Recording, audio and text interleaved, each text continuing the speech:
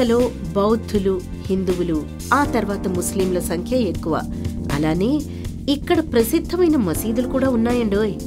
Jamie ఉల్ అల్ఫర్ mask,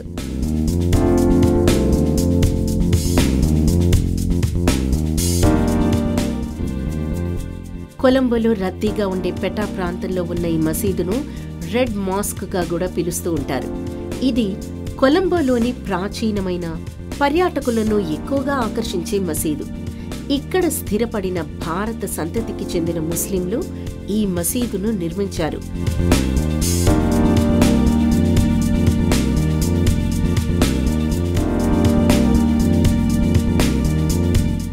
కౌలాలంపూర్లోని జమక్ మాస్క్ను స్ఫురింపజేసే ఈ నిర్మాణం ఒకప్పుడు కొలంబో నగరాన్ని నావికులు గుర్తుపట్టేందుకు వీలుగా ఉండేది.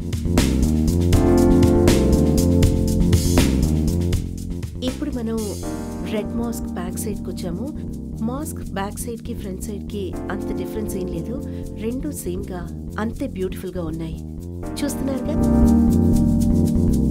2 అంతస్తులు గడియారపు స్తంభం కలిగిన ఈ మసీదును హాజీ ఉమర్ ట్రస్ట్ సహకారంతో 1975లో మరింత అభివృద్ధి చేశారు. దాదాపు 10,000 మంది ప్రార్థనలు చేసుకునేందుకు అవకాశం కలిగింది. దేశ విదేశ పర్యాటక ప్రాంతాల విశేషాలు మీకందిస్తూ 15 సంవత్సరాలుగా మీ ఆదరాభిమానాలు పొందుతున్న విహారీ ద ట్రావెలర్ టీవీ వీడియోలు ఇప్పుడు యూట్యూబ్లో చూడండి, సబ్స్క్రైబ్ చేయండి.